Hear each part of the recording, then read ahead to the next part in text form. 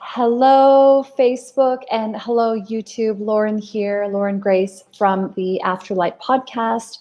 I am host of the Afterlight Podcast, as you well know. First of all, I just want to thank you very much for listening to the podcast.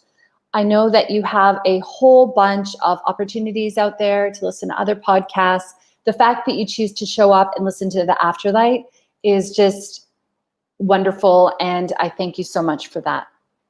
So I thought I would just take a moment to check in because I had a really cool experience today and I wanted to share it with you because I thought that, if you could learn something from it, maybe there'd be some value for you within it. Okay, so first of all, because you're tuning in, I will tell you that the episode today is awesome. It's launching in a couple of hours and it's basically a rainbow chamber meditation. So that's what's coming up on the show today. If you haven't already caught up on some of the other episodes that we've had, just head to wherever you get your podcasts and check out the Afterlight there. But basically, I spoke with Suzanne Giesman about channeling spirit and life after death. I spoke with Rosalind Curtis about plant medicine, being a guardian of the land, connecting with the guardians of the land. I talked with Lindy Guevara about Reiki energy, about working with the divine and aura photography. And then another recent one, I did a whole thing on shielding yourself. If you have not listened to Shielding Yourself and you are an empath, please do. It's been a really big life changer, game changer for me. Okay, so what I wanted to share with you today was basically that I have another business aside from the Afterlight podcast, which is called Raw Consulting. And I have the Raw podcast. It's like a business podcast with a little bit of woo-woo now and again, but it's mostly business. So I was given an opportunity today to be on a live TV program for some press. And I was nervous. So usually I'm in the driver's seat. I'm the one asking the questions, I'm not always the one being asked the questions, which, it definitely put it into perspective when guests are being interviewed by me, how they might feel sometimes when I'm the one that's in the driver's seat. So I wanted to just tell you a little bit about how I prepare for these interviews. So basically what I did today is I got together some crystals to help me with my grounding, negativity, and some stress because I was feeling stressed. So what I did is, first of all, if you are being given an opportunity to do some press, I would really recommend that you take it. Sometimes we're nervous because we're thinking, I don't want to do press. What if I say the wrong thing, right? Just trust that you won't. Just trust that you won't. Now, I'm not going to go into the entire experience right now. If you want to see how that experience went and other things that I did to prepare for the interview, just head to my other page called the Raw Consulting, RAH Consulting. Send me a message if you can't find it.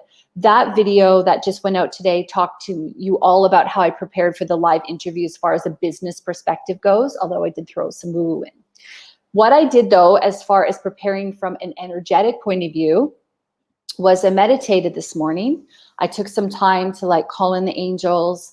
I asked for Archangel Gabriel or Gabriel, however you say it, to be with me, to help me speak clearly, to help me deliver the message that, needed to be said. I also got my crystals together, and I don't know about you, but I've just started working with crystals over the last 6 months or so, and I love them. I just ordered Judy Hall, I think her name is, with the Crystal Bible. I just ordered it on eBay the other day because I was told that that's the book to have, so I'll let you know how it goes. But the crystals that I decided to have around me for that experience included hematite. So this is a hematite necklace. So for Instagram, that's what that looks like. Hematite's really heavy. I guess I kind of describe it a little bit like, it kind of feels like magnets. That's really kind of the best way to do it. And this will make sense to you. It absorbs negative energy, and it also helps to calm in times of stress and worry. So when I was being interviewed, I was feeling anxious. I was feeling a little bit of stress, even though I'd meditated this morning and I knew my angels were here with me. So I wanted some help with with hematite. So it's a protective stone as well. And I didn't wear it during the interview. I just had it close to me. And yeah, that really helped. Okay, the other crystal that I had was fluorite. So I have a fluorite pyramid here. Show you that on Instagram. Facebook and YouTube, and then on Instagram, it looks like that. Then I also have a fluorite necklace. So this is what this looks like here. And then on Instagram, that's what it looks like there. So the fluorite necklace basically absorbs and neutralizes negative energy and stress as well. And it actually helps with learning. It helps you increase your concentration and your clarity. So I always have these crystals around me when I am working at my desk as well. Sometimes if I'm thinking, oh, I've got a really big work day, I need to think about a lot of stuff or concentrate really hard, I'll wear the fluorite necklace around my house and just really get into that kind of focused mode. So I had fluorite as well because I just thought if I'm going to be interviewed, I really want to be able to concentrate really fully on what the person was saying and not be distracted by outside things. Then I also had a rose quartz crystal just kind of like tucked into my pocket, rose quartz crystal. So I that tucked into my pocket because I think that sometimes when we put ourselves in the position of being vulnerable, like when we put ourselves in the position of being interviewed, sometimes we can feel a little bit insecure. And so I wanted some rose quartz to just throw me some self-love. And also fluorite is really good for self-confidence too. So I think fluorite is awesome. I know that I was listening to James Van Praagh yesterday actually on Hay House Radio, and he was talking about choosing crystals that speak to you, and these are crystals that speak to me. I have quite a few, but when I'm needing something, I'll like go through and try to connect with which crystal wants me to have it today, and I pay attention. Okay, and then the other crystal that I have is selenite. And if you listen to the episode that I had with Lindy Guevara, she has a selenite wand, which she sent me. I have it in the other room. It's amazing.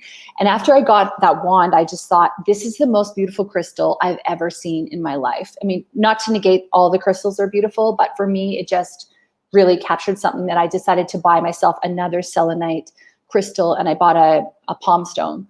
So I'll just show you this on YouTube and Facebook first, and then on Instagram. So it's kind of like moonlight captured in a crystal. I've never seen anything like it. I bought it on Etsy, and if you want where I got it, just send me a DM and I can send you the link. The woman I bought it from lives in Australia because that's where I live, but you can get them anywhere. Just check out Etsy, and it's a palm stone because it fits in the size of in your palm.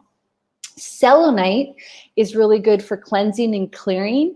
It dispels negative energy, which when you're doing an interview or you're stepping into something for the first time, like backing your big idea, it really helps you with that. It also enhances clarity, focus, and then it calms you down. So I hold on to this palm stone a lot. Also, selenite is self-cleansing, which is really cool. And if you put it with other crystals around you, it cleanses them. So I loved that. So the other thing that I did do before the interview is I had some Bach flower remedy. The one that I get is from Australia, Bach flower. I've got it across the room. Sorry, I forgot to get it for this conversation. And it's Bach, B-A-C-H. And it's basically like flower essences that have been concocted into a remedy.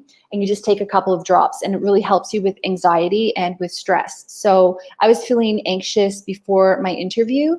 And so I had a couple drops of that in my water, and I put a couple of drops under my tongue as well. And I feel so much better by doing that. So these are all like just small things that I use to help me prepare for situations that might be challenging or a little bit scary. Yeah, so I just wanted to pop on here to just let you know about that. Happy to answer any questions if you've got any, and just want to thank you very much again for supporting the Afterlight podcast.